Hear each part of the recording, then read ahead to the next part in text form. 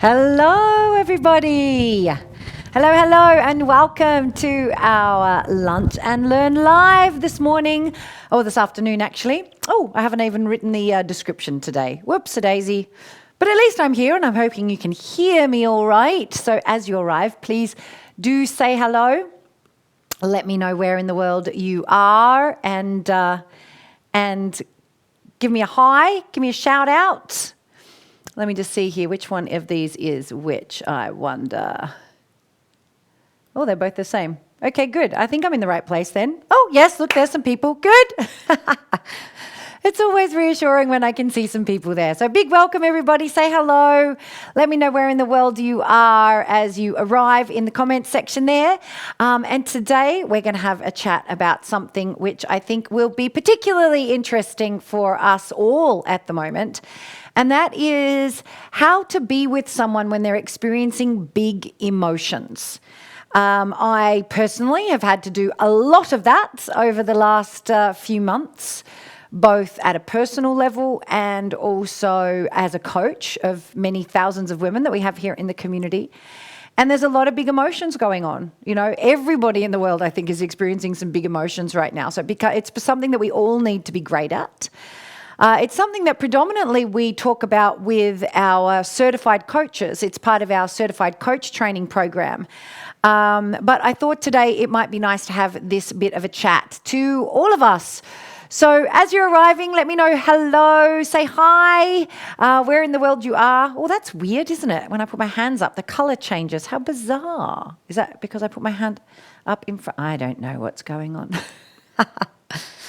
Doesn't really matter. Oh, look, there we go. I'm back again. Let me know where in the world you are. I can see the lovely Sabina in Germany. Guten Tag, Sabina. Tracy in Andover, Hampshire. Hello. Hi, Jean in cold Withensea today. Laura is in West Sussex. Hello. Hi, Fiona in Leicestershire. Good to see you, my love. Rachel, Carolyn, Jean in cloudy Suffolk. Caroline from Bristol. Oh, first time I've managed to make a break from homeschool to join you. Caroline, well done. We've been doing assessments, home assessment testing today. I'm like, really? We need to test to see how badly we're all doing? I don't think that's really what we need. Great. Mercifully, my son is okay with tests. He's just like, cool, how fast can I get this done? But some of the other babies have really had a tough time this week. It's hard. This is hard. We are doing very hard things, aren't we? Hi, Sarah. Good to see you. Hello, Annette. Hi, Debbie from cloudy Norfolk. Debbie says, loving the glasses. Yeah, I got my glasses on today because, frankly, I'm quite cross-eyed. Oh, Annette in North Devon. Whereabouts in North Devon, Annette? I had my very first after-school job. It was my very first, actually. My very first after-school job was working for my dad in his pharmacy. But my second one was at the fish and chip shop, the Chippy, in Lynmouth, in North Devon. And alongside working in one of the B&Bs there as a chambermaid. So, I know North Devon quite well, Annette. Was there when I was 18 years old. Too naive for being allowed to be on the other side of the world from my family, but somehow they let me go. I don't know what that was about. Hi, Ella in Oxfordshire. And yes, great to hear, Emily. So I will be talking about, being with people and big emotions, specifically through the lens of coaching. But it's really useful no matter, if it's parenting, if it is being with your family members, a lot of us can benefit from this. So, hi, Jenny in Shropshire. First time I've joined you for a while. Good to see you, darling. Welcome.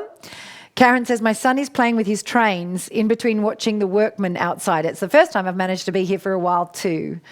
Oh my God, Annette got her fish and chips from my Chippy on Saturday. Ha! It's still there, clearly. It wouldn't be a seaside town if it didn't still have its Chippy, right, Annette? I used to, oh my God, being an Australian girl and coming over here and people asking for scampi and chips. I'm like, what the hell is scampi? We don't have that in Australia. And so the first person who came up and said, yeah, I'll have chips and mushy peas. I said, sorry, I beg your pardon, what did you say? Chips and mushy peas, please, love. Sorry, what sort of peas do you want? Mushy? What, you want me to mush up your peas? I'd never heard of it before. We don't do mushy peas in Australia. We don't do it. We eat our peas whole and green and, not blended. I went out to the back, I went out to the kitchen. I said to the guy, tell me, this guy's asking for mushy, I think he's saying mushy pea. Do we do mushy peas? And he goes to that big tin, a big chippy tin of mushy peas and glopped out. And I went, people want to buy that? Things that you learn. All right, lovelies, good to see you all. Today we are going to talk about being with big emotions. And I really wish I'd kind of put that as the title so people knew what I was talking about before I started, but I didn't, so we'll add it after and everything will be fine. But if you know someone who has family members at the moment who are having lots of big emotions, or they are a teacher or a coach or a manager and they're having to handle people's emotions much more perhaps than they have had to in the past, then please do tag them in a comment. Type their Facebook name into the comments and tag them so that they can come and watch the video too. I think it would be very helpful. If this is helpful for you, once we share it, maybe share it to your page as well and get the word out. So, Bex, I love this. This makes me happy. So glad I've joined you. You've made me laugh so much. I think this is the key and critical thing, as long as we just keep laughing, because otherwise we would go mad. And it is good to hear from Jean that she is British and she finds mushy peas weird as well. I'm glad that it's not just me. And Karen. Oh, good. So it's not a British thing. It's just a weird people who like to blend their peas thing. Seriously, I remember looking at...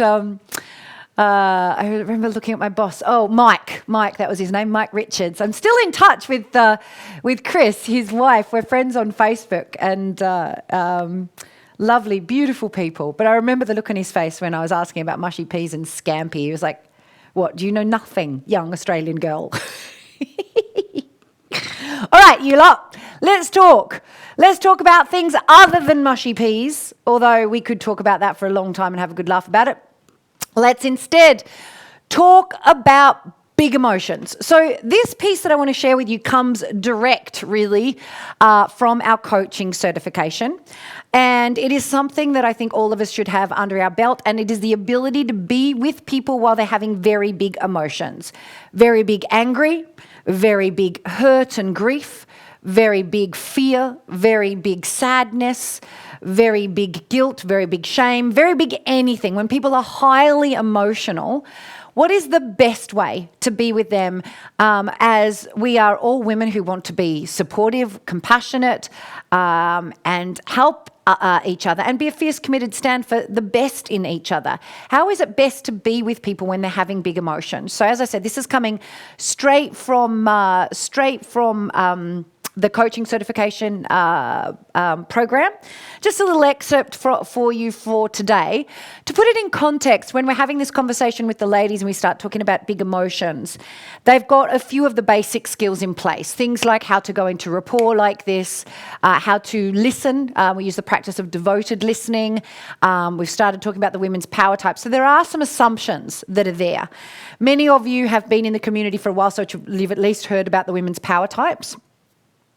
But some of these other things might be new to you. Having said that, this Friday from 9:30 until 12:30 p.m, so Friday morning, I'm running a coaching skills workshop right here online. So you do need to register for it. I'll put the link in the comments section. I don't know. I did ask. Let me just check. Let me see if I've got it for you. Oh, thank you, Sam. So it's oneamany.co.uk/, oh, well, that's a really long, essential-skills-for-coaching. That's really long. So I'll type it into the comment section. Essential skills for coaching is the tagline with hyphens between each thing. And if you want to come and get some of those basic skills, we're going to have a chat about devoted listening. We're going to have a look at the power types through the lens of being a coach and being of service. So it's going to be a really powerful workshop in general. But I want to take a little excerpt, a piece that for all of us... Ah, look, there's Joe. Thank you, Joe. I think you copied the wrong the wrong link there, though, darling. That looks like a Teamwork Desk messages link as opposed to the link to the workshop. But I'm sure she's seen that and is going to fix it. There's probably a message. Whoops. So let's talk about this little excerpt, though, because I think this is a really important piece for all of us. So when we approach someone who's having big emotions, there's a bunch of things around it. The first thing to be aware of is that our very human response is to want to fix, especially if we've had that patterning growing up, that big from parents and teachers who don't have any training in how to be with big emotions, right? Most of us are told to be good little girls and not get angry about things, or if we fall over and hurt ourselves, come on, up you get on with it. If we're really disappointed about something, we're told to, oh, come on, it's not a big deal. So we are trained as children to not express big emotions. And so for the overwhelming majority of us at an unconscious level, we have this deep discomfort with being with big emotions because we don't do it much, because in society it's not a polite thing to do to have big emotions. And then people die. And people become mentally unwell, and global pandemics arrive, and life generally happens. And no matter which way you want to shake it, you cannot get through life without ever being with someone who's experiencing overtly huge, big emotions.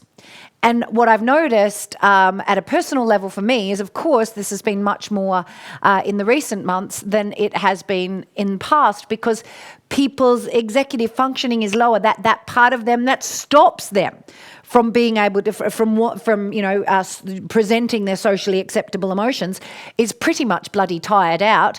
And so people are expressing emotions more because they can't hold on to them. Now, for my humble opinion on that is that this is a good thing, right? This is a good thing that people are expressing emotions more freely. I don't think it's healthy for us to keep a lid on our emotions, as those of you who are going through our programs will have heard me talk about. It is healthy and it is a good thing. That said, our upbringing and our behaviour and what we're told all through our childhood in most societies in the world is that emotions are not okay, so please don't feel them around here. Do that in private. And so therefore we have no training on how to be with people who are experiencing big emotions. But we want to be able to do it well. We want to be able to provide a space. It's important to learn how to do this so that you can provide a space that feels safe. Provide a space where a person feels that they can... one thing we know about emotions is they are there for two reasons. One is to be felt. They have messages for the body. They have messages for ourselves. We learn about ourselves every time we feel big emotions. And they each of them has a kind of... so they want to be felt and they have a message, right? There's these two key things. They just want to be felt and they want to give us a message. So as a coach or a friend or a sister or a daughter or a mother, we want to be able to be there with our clients, kids, friends, students, so that they can feel all of that stuff, but also perhaps, get the lesson from it if they're open to that. And I think this is the difference between how we would teach our coaches versus how I would teach you right now, is recognizing that if you are in the coach role, your job is always twofold, right? Allowing them to have that space of safety and to be able to feel and express it all the way through, and then to help them to understand themselves and what the message might be there around that emotion. Whereas if it's your spouse, maybe you just got to be there with them. If you then go into coach mode and start trying to coach them to work out what the emotion is trying to tell them, well, I don't know about you, but my husband gets all, don't you get coachy on me? So it's kind of, in other contexts, it's with permission. So if it's like your family or, sisters, mothers, kids, spouses, definitely the first part, providing that place of safety and helping them to feel okay with their emotions and helping them to get back to an equilibrium when the time is right. So that is that piece. But if you are in a coach role, so if you are a manager, if you are a coach, if you are an educator, then that second piece is important too, helping them to get the message from it. Yeah. This is good to hear. Simone says, I am the youngest of a family of 8. I was raised with big emotions and I love mushy peas. Thank you. Sarah, you're funny. She says, Obs, I'm listening to you, but wow, those colors look awesome on you, Joe. Yes, I needed some sunshine in my life today. We had lots of big emotions in my neck of the woods yesterday. So, yellow is the color of joy. I am bringing it. So that's why we want to get good at it. So what do we do? What do we do? First, we have to be okay with emotions. So there is a big piece of work here, which is if you're not okay with your anger, it's very hard to be with somebody else's. If you don't let yourself feel anger, it's hard to be with somebody else's. If you don't let yourself feel grief, it's hard to be with somebody else's. If you don't let yourself feel guilt and shame, it's hard to be with somebody else's. So there is a big chunk of work that needs to be done, and this is an ongoing piece. We're never there, we're never finished, right? But there's an ongoing piece of work to be done around being okay with your emotions, so that you're not got that little piece that just wants to put a lid on it, calm it down, settle it down, and move on to back to normal, right? Really, really critical. So that's a piece to be aware of, yeah? Do that work. But I'm not going to talk about that work today. We do lots of that work in our organization, but I'm not going to talk about that work specifically today. The second piece then is, the second principle to kind of be aware of here is this place of safety, right? And there's a couple of people here that need to be kept safe. There's the person with the big emotions, and there's you, right? So this is a critical piece. There's the person with the big emotions, and then there's you. And where the line is, of course, is going to be different based on the nature of the relationship, but safety is safety. I've spoken to mothers in recent times that have done things that probably weren't great for their physical health to be there for a kid that was having some big emotions. And you, as a mother, you kind of don't even notice you're doing it till afterwards, right? That's that sacrificial part of the mother power type. But keeping you safe is important, and keeping them safe is important. So safety is critical, and I think this is obviously something we spend a lot of time on with our certified coaches, is talking about how to help people, how to keep people safe, how to help people be safe, and what to do when they're not. But recognize there's, I think, just a word on this for all of us. Know that there are some great helplines out there. There's Crisis Text Line. There's the Samaritans here in the UK. If you just Google emergency mental health support, for instance, you'll be able to find what's relevant in your country, in your area. And I think it's important, if you know there's someone having some big emotions, that you know what those phone numbers are, right? Because there is nothing worse, take it from someone with experience, when you find yourself in the middle of the night being with someone's big emotions and not knowing what your local numbers are. It's terrifying, in fact. So make sure that you know that stuff if there's people around feeling big stuff. So that's the safety piece. So then I want to just talk through a few little kind of, I guess you could call them steps or principles then in being with people's emotions. And as I said earlier, ladies, is if this is helpful for you, or you know somebody who is helping or supporting people with big emotions right now, please do tag them in the comment section or share this video to your page. I think this is information that we really do need to get out to as many people as possible right now. We all need to have an aspect of the coach in us.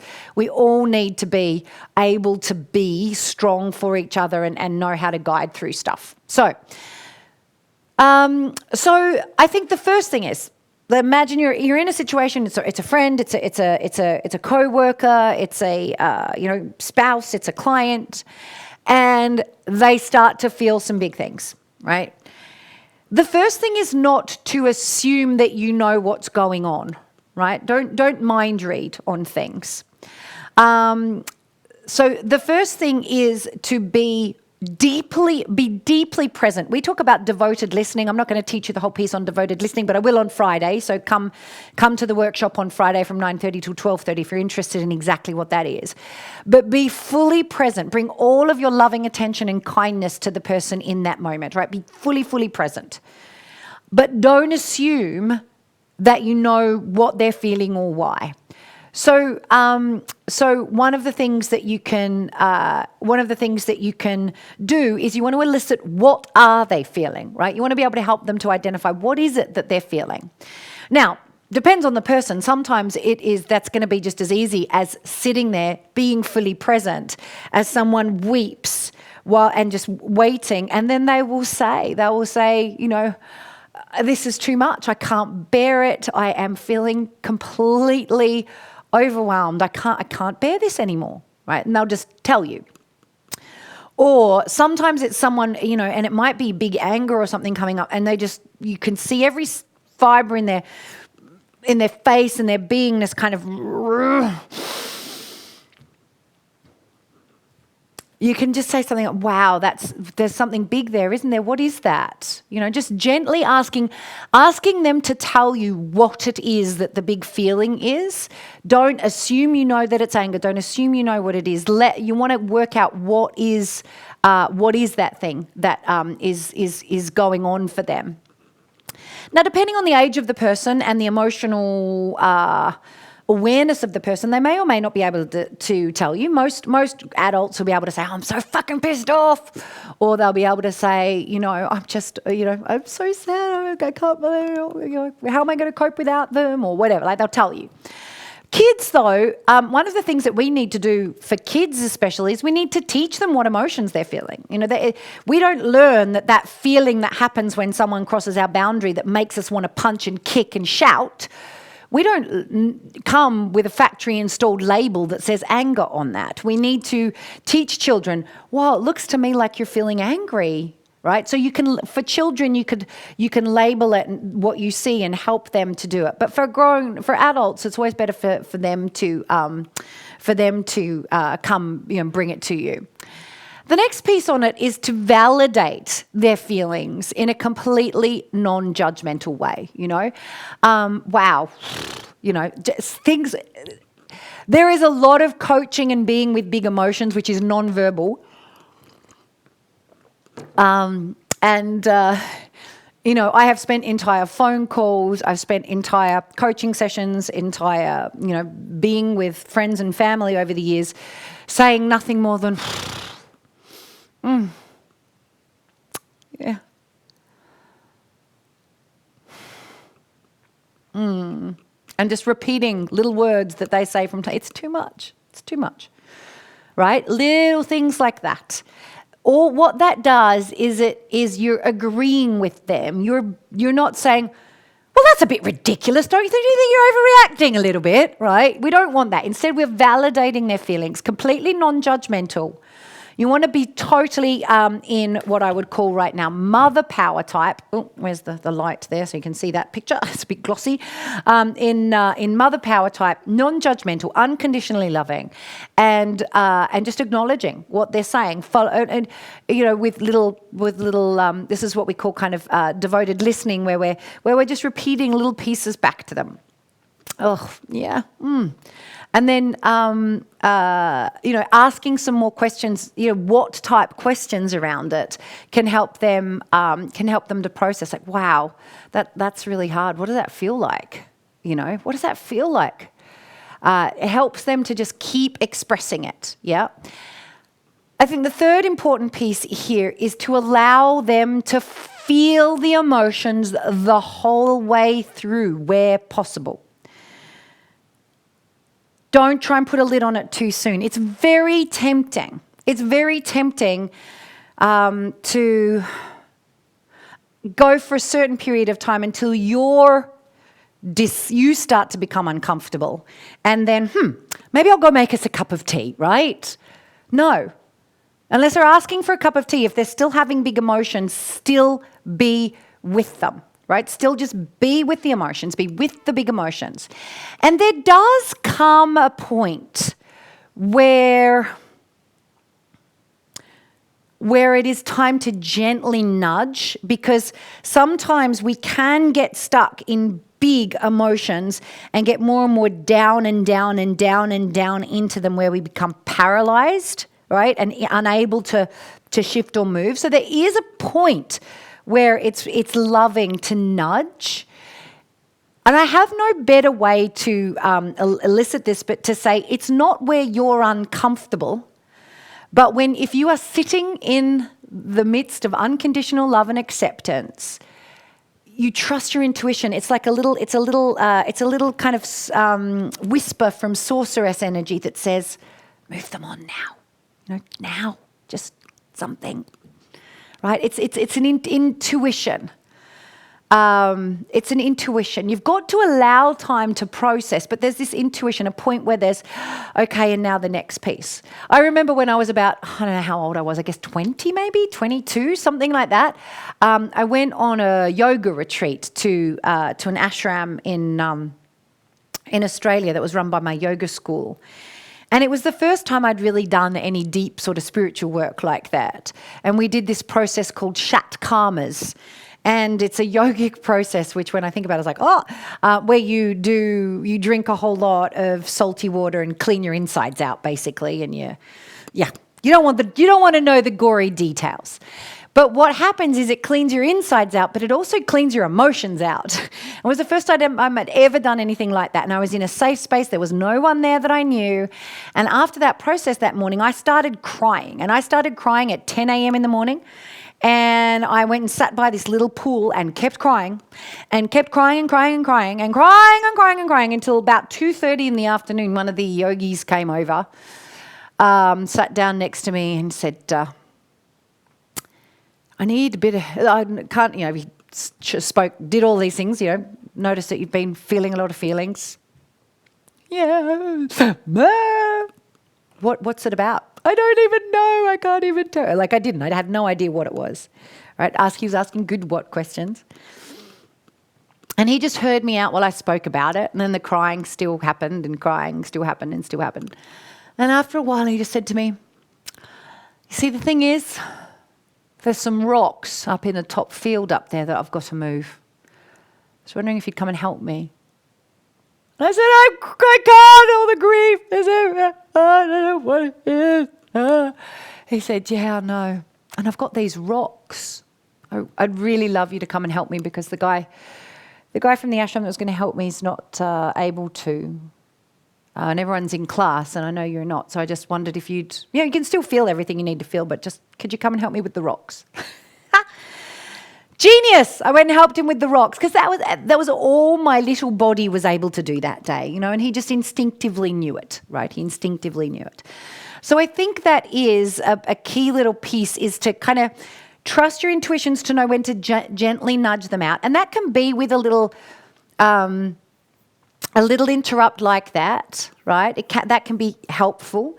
You might say it's a big interrupt, get him a pickup, we're going to go move some rocks. But I'd been doing it for a good 4 or 5 hours. But it might be something as simple as just gently standing up while staying with him, saying, I'm just going to pop the kettle on, you want something? And you go and you pop the kettle on, come back, and it interrupts the pattern a little bit. And it's kind of like you do these little trial pattern interrupts with people. Because if they go into, no, I'm fine, and then they're back in it, they're not ready yet. They're still processing. So you keep being with. It's just like a trial little nudge. Not you're still present. You're still deeply connected. You're not trying to stop it. But you're just doing a little test run on, is this enough, right? Only once you're feeling like they've really filled it. Because remember, you in this moment might be the safe space where they feel okay to, be open. And you never know when that's going to happen. You just never know when that stuff's going to happen. I remember one of my male friends saying he got some bad news once, and he was on the school run and he was in the car, and he got back into the car after dropping the kids at school and burst into tears. And it was one of the other school mums who was like, are you okay? And it was so weird, but she just that day happened to be the person who was there with his big emotions because he couldn't feel them in front of his, his wife and his kids because he had to be the strong one, but there he was in the school car park. So you might just be that person and helping them with all of those emotions. I think being aware of that is critical. Is this making sense, ladies? Give me a little thumbs up. Send me some love. Let me know how this is landing with you. And also, please, in the comments, start to share with me some of the, perhaps some of the situations where you've had to be with big emotions. And please ask questions because I'm very happy to take questions and things on this as well. So let me know. But let me keep going here. So we talked about, be aware of their state and have them label it rather than you label it. If they're older, you might have to help with the labeling. If they're younger, validate their feelings without judgment. Just be there, listen, hold the space until they're ready to move on. Test moving on the thing gently only when you feel everything's been expressed. And then fourth thing we said is don't interrupt them, though. Don't try and close it down too much, right? Be respectful of the fact that you might be the safe space today. And then the final piece on it, I think, like the fifth kind of step or pillar to be aware of is to know, if you are in a coach or manager role or even a sister or a friend role, you've got to know the difference between sister, friend, whatever, or coach even, and therapist. If someone is deeply in emotions and after a while of you holding the space and being there for them and letting them express everything, if they can't get themselves out or they come out for moments and then they're back in, you need to know that they're probably processing stuff that's beyond your abilities, to be with. Especially if it's past-related stuff, right? If it's triggering traumatic things from the past, you're not a therapist, unless you are a therapist, clearly, in which case you know all of this. But you're not a therapist, so know who to call and how to get them plugged in to help if you need to do that, right? Really critical. So our ultimate goal here with somebody is to help them not fix the feelings, is to help them to feel all of the feelings and do it in a non-judgmental and safe way. Now, a couple of extra pieces. As we said, then you may want to help them as a coach to understand those feelings once they're out of the acute phase. Going, well, now that's really interesting. I wonder what your body's trying to tell you in this moment. Or you might say something like, well, it's really interesting that you've got such huge anger around this. I can get it. Anger is our body's way of telling us when a boundary's being crossed. What's the boundary that's there for you? You can start to inquire.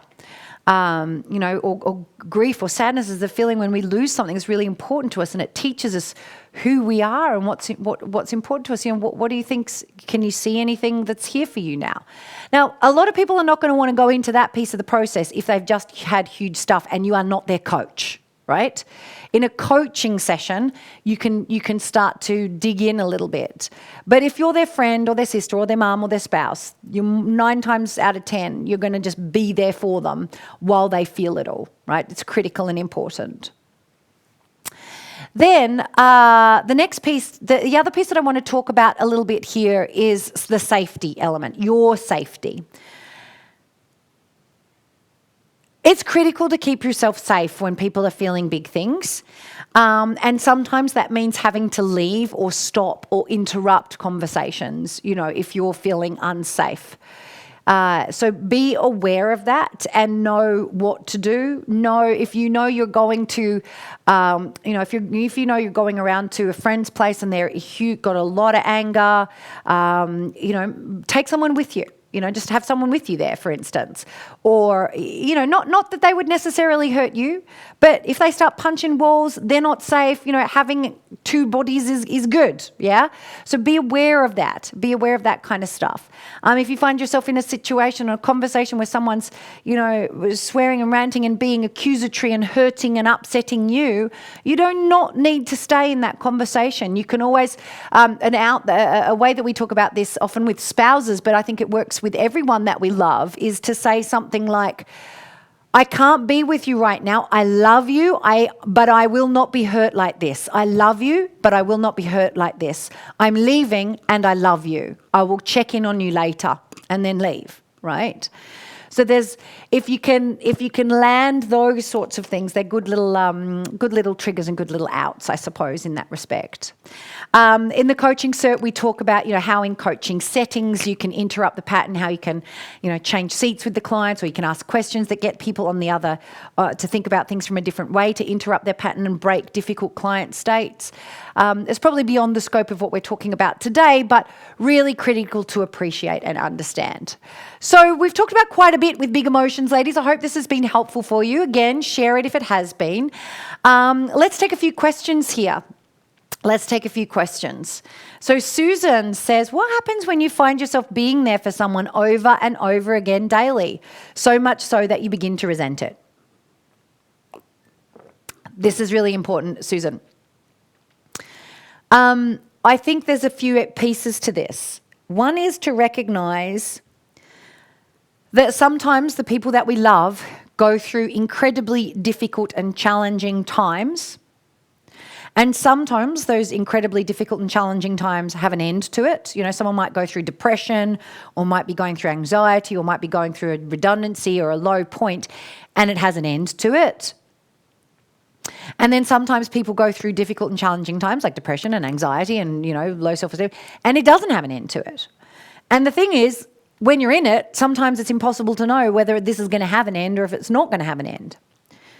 So ultimately, anything that goes on for a period of time, you have to, if you're feeling resentful, right? If you're feeling resentful, it's because under the resentment is anger. You are angry. Resentment and anger are on the same spectrum. Anger is telling you there's a boundary that is being crossed. So what is the boundary that's being crossed? Is it a boundary that they are crossing in that they are using you as a therapist and you're not a qualified therapist and they need help?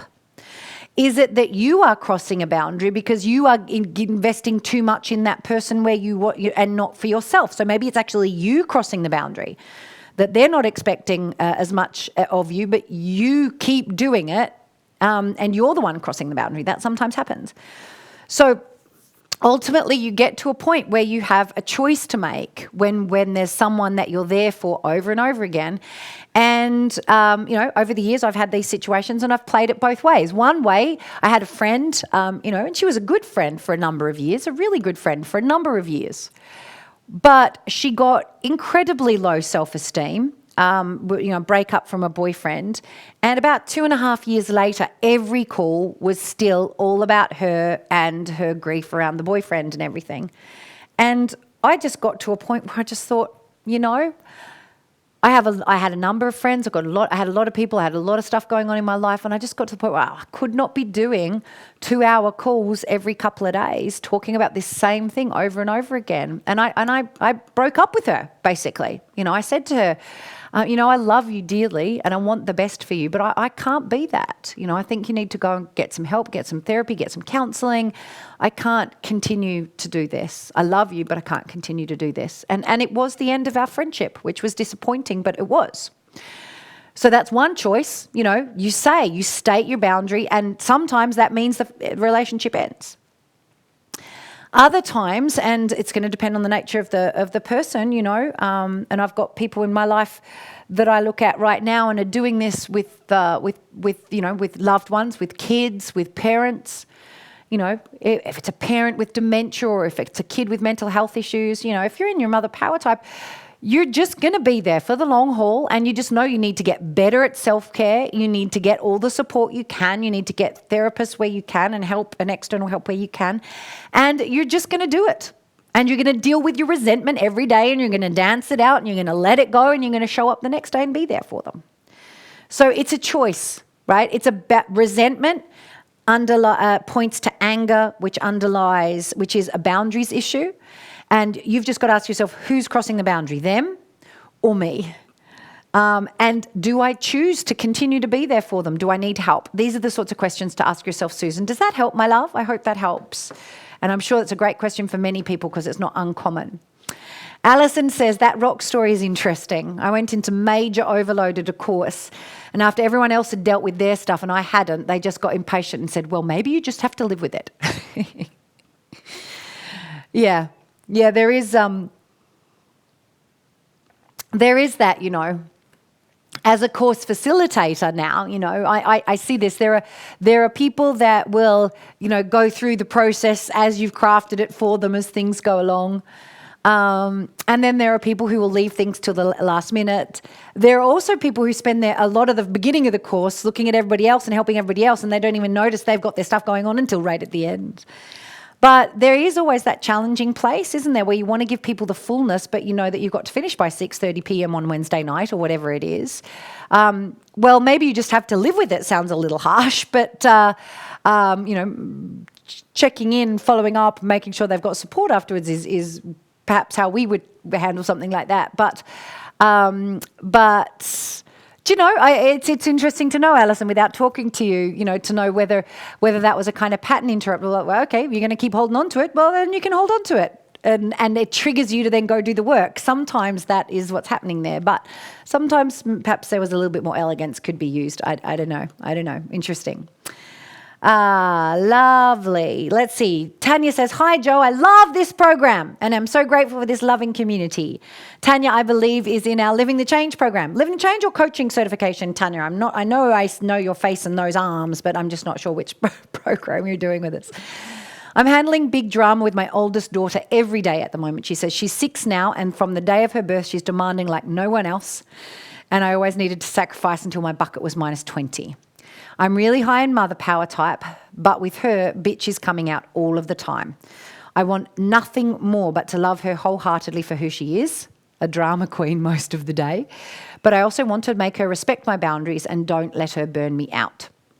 Unfortunately, my queen is at 17 and hers is probably 98. Oh, Tanya. Tanya, did you catch our... if you are in Living the Change, and just let me know there, darling. If you're in Living the Change, did you catch the parenting masterclass that I did with Una Alexander the other day? It was fabulous.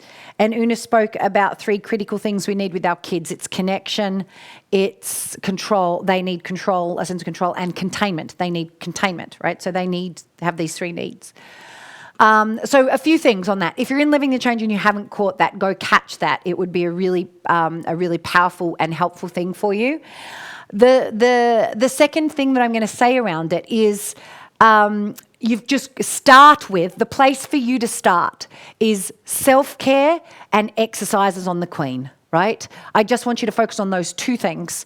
Fill you up, and get better at saying no. Go to one of Susie's classes and where she does this exercise where you say no, and you get bigger and bigger and bigger with your no until it is this fully embodied no. And then as a parent, you can be no without even having to use the word, yeah? Now, I'm not saying, trust me, I am not saying that is the solution, right? I've got one. Rosie's Queen score is probably 98 as well. I think our daughters would get along like a house on fire. Leave us in their dust, honey. But where I want you to focus on is less on the relationship for now and more on for a week. Just give yourself a week of compassion and embodying the Queen. Put your Queen music on, dance the Queen, stand in the Queen, do a daily 3-minute meditation where you get grounded, put on your crown or your headdress, whatever Queen feels to you, stand as Queen and feel it in your body, right? Feel it in your body. Not bitch, but Queen, yeah? And then work that connection piece that Una talks about in the masterclass. So let me know about that. Yes, great. So Tanya, I can see that Tanya said, yes, I'm in Living the Change, but I haven't had that parent class. Go watch it, Tanya. Honestly, I took away just from what Una shared in that class. I took that away last Wednesday and started using it with my, James is a blessing, he doesn't need much parenting, he's great. But I started using it with Rosie, who is every bit what you've just described with your daughter. And I am seeing a dramatic result just from the small amount that Una shared with us in that class last week. So get it, watch it, critical. Yes, critical. Lovely. Let's see let's continue on here. I'll take a few more questions and I better wrap up. Carolyn says, a great boundary to remove ourselves to be safe with someone we love. What archetype would you say is needed? Get into warrioress? No, the archetype. Caroline is talking about when I said, I love you, but you are hurting me right now and I don't feel safe, so I'm going to leave and I love you. That is Queen, right? That is Queen saying, here is my boundary. You have my love. That continues, but here is my boundary. It's not warrioress. Warrioress would be like, fuck you, my feelings are valid as well, right? No, you will not speak to me like that. Warrioress is not great at emotional connection. Queen can be love in a respectful love. Well, warrioress is not going to say fuck you, but you know what I mean? Like, it's not warrioress. It's absolutely not warrioress.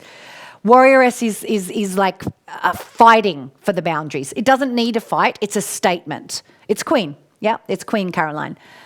I love you. You are hurting me in this conversation right now, and I'm not going to stand here while you hurt me. I love you very much. I'm going to check in on you later today. Love you. I'm off.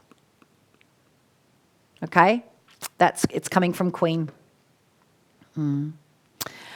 Rosemary says, what if someone has big emotions but doesn't fully speak of them? So they partially express, but then you respond with a different perspective and they close down.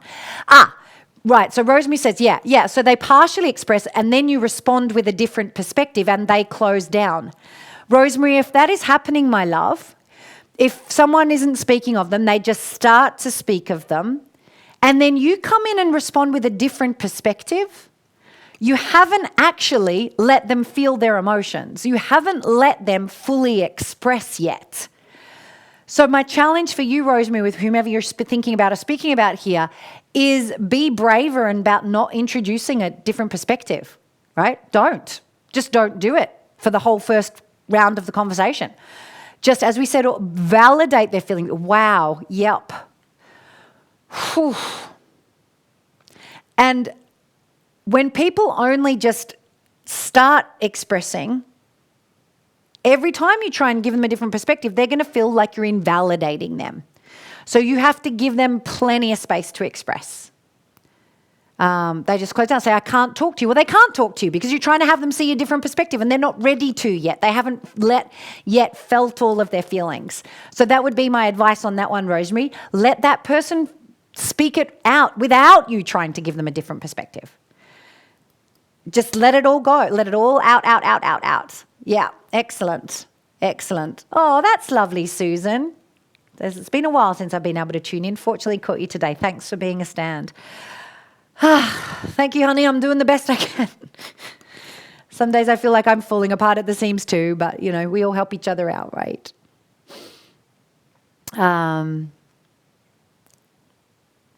Yes, thank you, Manda. So for those of you in Living the Change, the discussion with Una is a masterclass that's available at the silver and gold levels. So you want to be at silver or gold level for that. I won't put the link in here, but it's in your members area if you're at silver or gold level.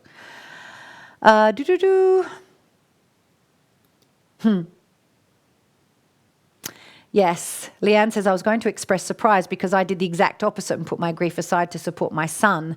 But then I remembered that my mother totally did that to me when she was grieving her marriage after my father's affair.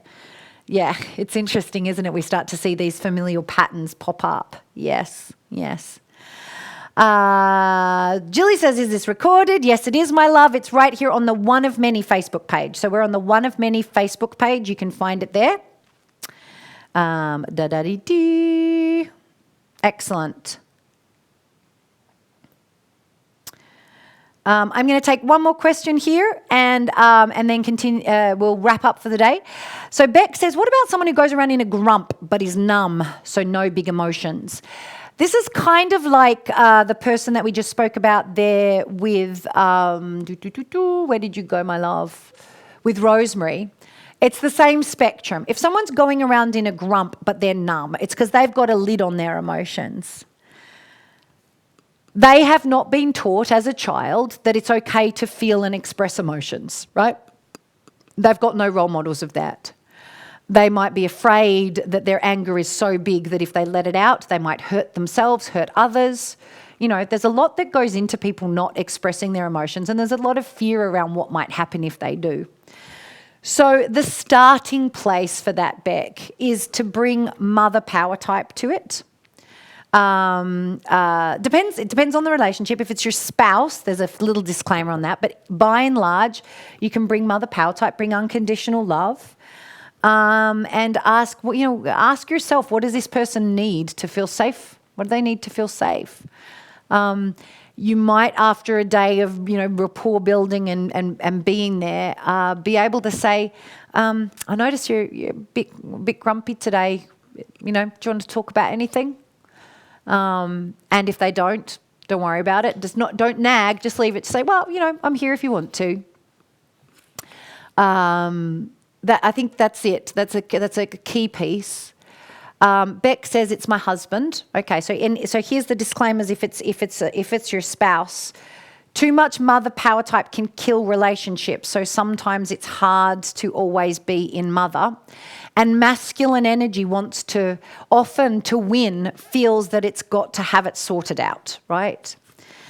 So it depends what's causing the grump. If he feels that he is failing, the way to support the masculine, this is beyond the topic of what we're talking about today, but if you're in a relationship with someone who's in masculine energy, a man or a masculine woman, masculine feels supported when you tell them they've got it.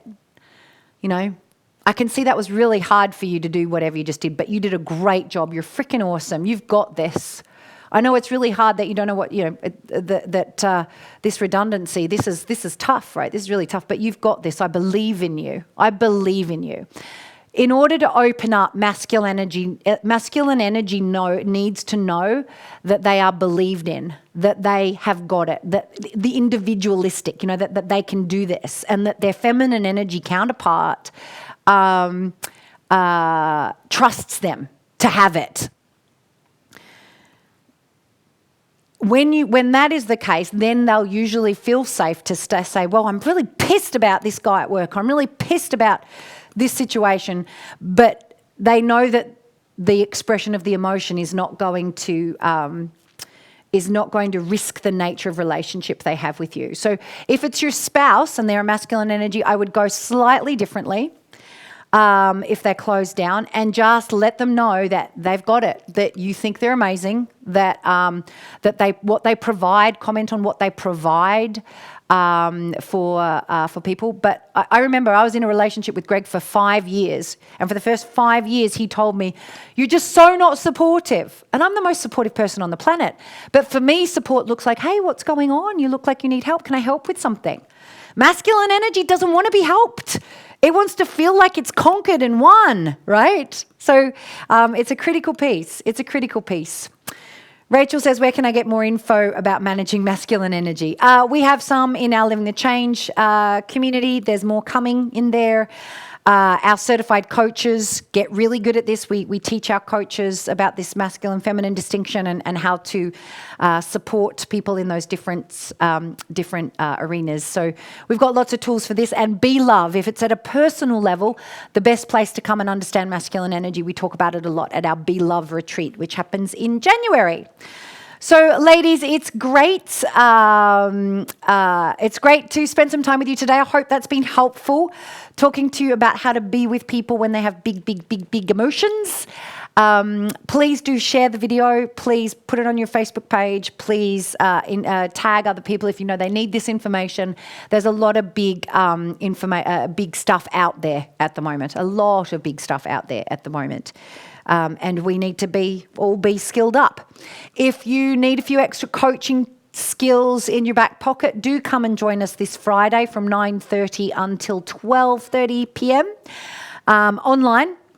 I'm doing a virtual kind of seminar workshop, if you like, on the essential skills of coaching women. So some of these key distinctions. And again, if you know people who need a few extra skills, please do share that with them too. It'll be a joy to welcome some new friends and ladies into our community who are up for supporting others in a big way. All right, darlings, lots of love to you. Have a fabulous day, and I'll see you next week. Bye.